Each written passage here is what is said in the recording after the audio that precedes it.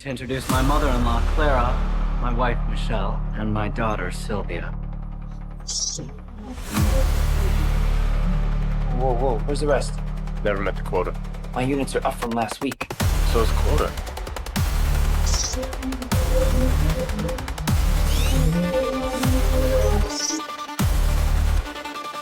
Just once, I'd like to wake up one more time on my AM and hours in the day. How old are you? 28. 105. The day comes when you've had enough. If you had as much time as I have, what would you do with it? Sure as hell wouldn't waste it.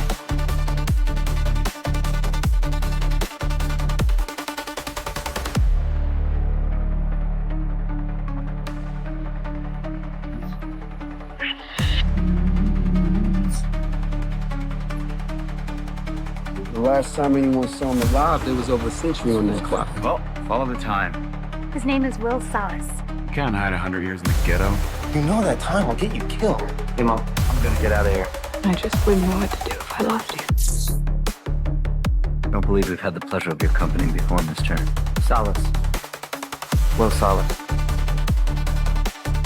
I'm sorry to have to break up the party, Mr. Watts. I just need to work with your friend.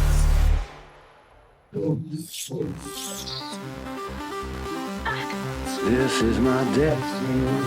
Please take me home. Can't do that. Why? They're keeping me alive. Yeah, this is my intention. How can you live with yourself watching people die right next to you? You don't watch. You close your eyes. I'm gonna make them pay. I'm gonna take them for everything they've got. Come on, help yourselves! Take time, it's free. You put enough behind the wrong hands. You upset the whole system. Let's hope so. If this works, we gotta get more. I can help you get all the time you want. You know, we're coming to get you.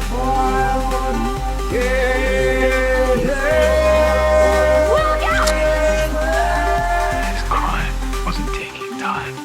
He was giving it away.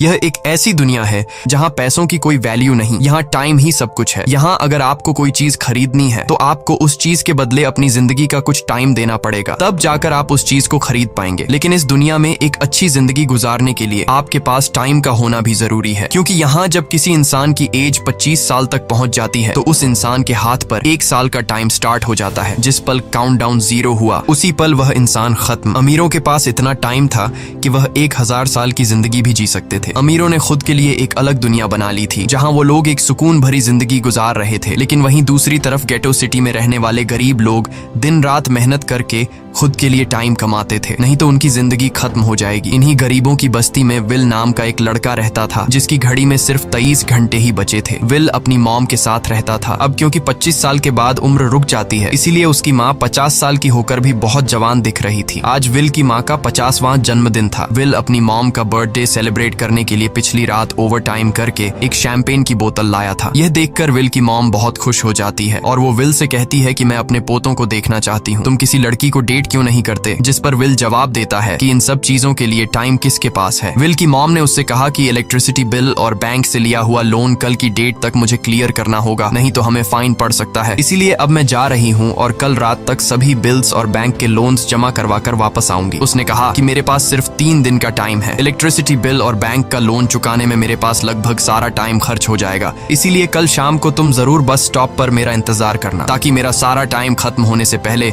मैं तुमसे कुछ time ले सकूं। इस पर will ने कहा ठीक है, मैं टाइम पर पहुंच जाऊंगा। जाने से पहले विल की माँ विल के हाथ को छूकर उसकी बॉडी में 30 मिनट ट्रांसफर करती है ताकि विल अच्छा नाश्ता खरीद कर खा सके। इसके बाद दोनों अपने अपने काम पर निकल गए। रास्ते में विल के पास एक छोटी बच्ची आती है। वो विल को एक कैप्सूल देकर विल से उसका थोड़ा सा टाइम मांगती है। विल मुस्कुराते हुए उस छोटी बच्ची को कैप्सूल में अपनी जिंदगी का 5 मिनट का टाइम दे देता है और वह चली जाती है। यहाँ हमें पता चलता है कि यह लोग अपने टाइम को एक कैप्सूल में स्टोर भी कर सकते हैं, जिससे यह लोग कभी भी यूज और ट्रांसफर कर सकते हैं। इसके बाद विल काम के लिए फैक्ट्री पहुंच जाता है। काम शुरू करने से पहले वह कॉफी लेने जाता है, लेकिन वहां वह देखता है कि हर एक चीज का दाम डबल हो गया है। जहां पहले कॉफी 2 मिनट की मिलती थी, अब उसका प्राइस डबल होकर 4 मिनट हो चुका है। यहाँ पर कभी भी किसी चीज का भी दाम बढ़ा दिया जाता है बिना किसी अनाउंसमेंट के। ये बात विल को बहुत बुरी लगती है। मजबूरी में विल ने भी कॉफी के लिए अपनी जिंदगी के 4 मिनट पे किए और काम पर लग गया। दिन भर के काम के बाद रात के वक्त विल अपने दोस्त के साथ एक बार में जाता है। विल का दोस्त एक नंबर का शराबी था। वह हर वक्त शराब के नशे में टली रहता। विल का दोस्त विल को इशारे में बताता है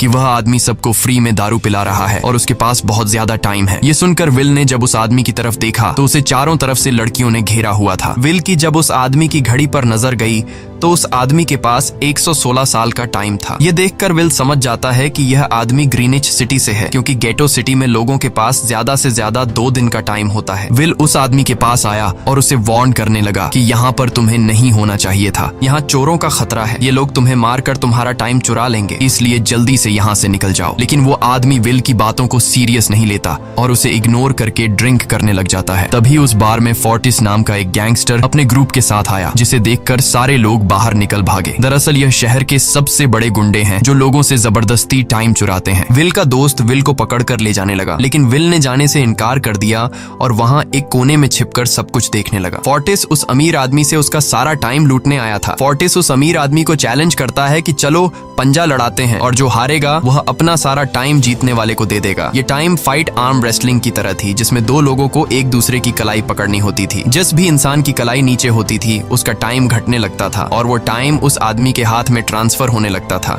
जिसकी कलाई ऊपर होती थी। इस तरह जीतने वाला इंसान सारा टाइम उस दूसरे आदमी से अपनी बॉडी में स्टोर करके उसे मार देता।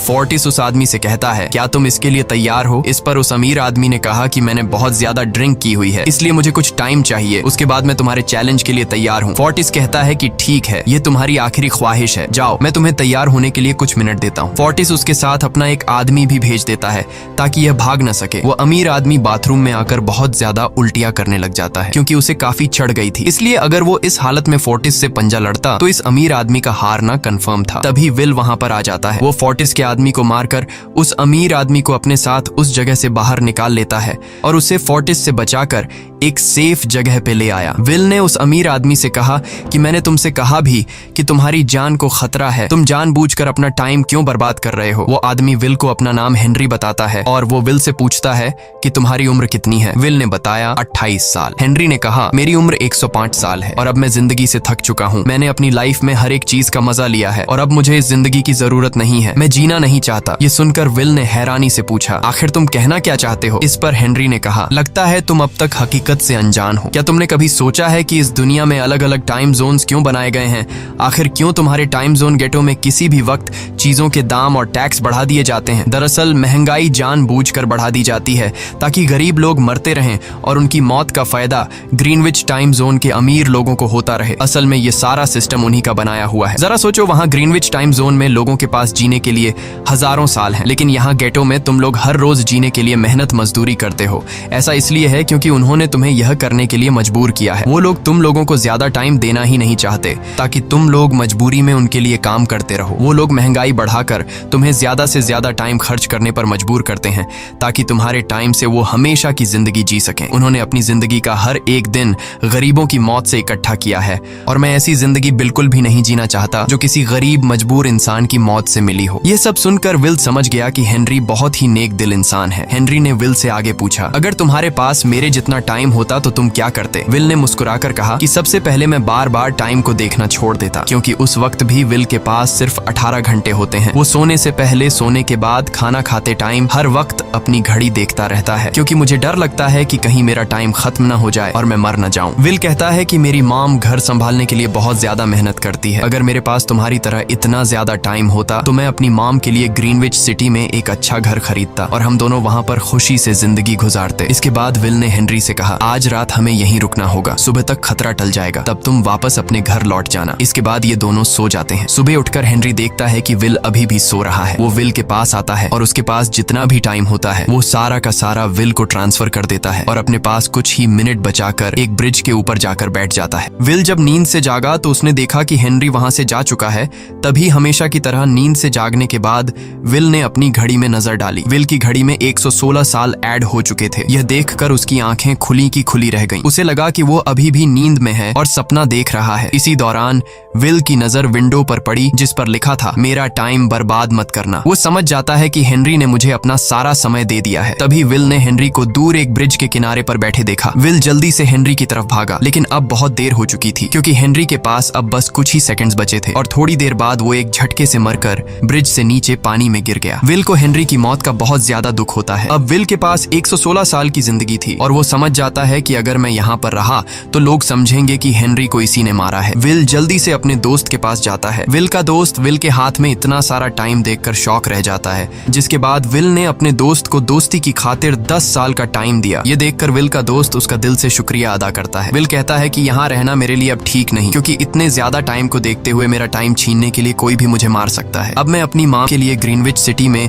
एक अच्छा सा घर खरीद सकता हूँ और वहाँ पर एक सेफ लाइफ गुजारूंगा। जिसके बाद विल अपने दोस्त को गुड बाय कहकर वहाँ से निकल जाता है और सीधा उस बस स्टॉप पर जाकर माम का इंतजार करने लगता है, जहाँ 2 दिन पहले उसकी माम ने उससे कहा था कि मैं इलेक्ट्रिसिटी का बिल और बैंक का लोन चुकाकर इस बस स्टॉप पर पहुंचूंगी। दूसरी तरफ विल की माम सारे लोन और बिल्स भरने के बाद घर लौटने के लिए बस में चढ़ी, पर तभी उसे पता लगा कि एक ही दिन में बस की टिकट के दाम डबल हो गए थे। पहले जहां टिकट 1 घंटे में आती थी, वहीं अब प्राइस 2 घंटे हो गया था। ये देखकर विल की माम बहुत ज्यादा परेशान हो जाती है, क्योंकि विल की माम के पास सिर्फ 1.5 घंटा बचा था। विल की माम बस ड्राइवर से रिक्वेस्ट करती है कि अगले स्टॉप पर मेरा बेटा उसे बाकी का टाइम दे देगा, लेकिन बस ड्राइवर ने साफ इनकार कर दिया और कहा कि अगर टाइम नहीं है तो फिर पैदल चली जाओ। लेकिन विल की मॉम को पता था कि अगला बस स्टॉप बहुत दूर है, अगर वह पैदल भी जाती है तो उसे पहुंचने में 2 घंटे लगेंगे। उस वक्त बस में ढेर सारे पैसेंजर्स सवार थे। विल की मॉम ने उनसे भी रिक्वेस्ट की, पर किसी ने भी उनकी मदद नहीं की। इतने में ही बस वहां से निकल गई। विल की मॉम रेचल के पास ज्यादा टाइम नहीं बचा था, इसलिए वह दौड़ती हुई पैदल घर की तरफ भागने लगी। दूसरी तरफ विल अपनी मॉम के लिए फूलों का गुलदस्ता लिए बस स्टॉप पर उनका इंतजार कर रहा था, क्योंकि आज उसे अपनी मॉम का बर्थडे सेलिब्रेट करना था। बस जब उस स्टॉप पर पहुंची तो कई सारे पैसेंजर्स उतर आए, पर उनमें से विल की मॉम नहीं थी। विल यह देखकर परेशान हो जाता है और उसे समझ आ गया कि जरूर उसकी मॉम मुसीबत में है। वह उसी वक्त अपनी मॉम की तलाश में भागा। उधर रेचल के पास अब कुछ ही मिनट बचे थे। वह रास्ते में आने वाली गाड़ियों और लोगों के घरों का दरवाजा पीट पीट कर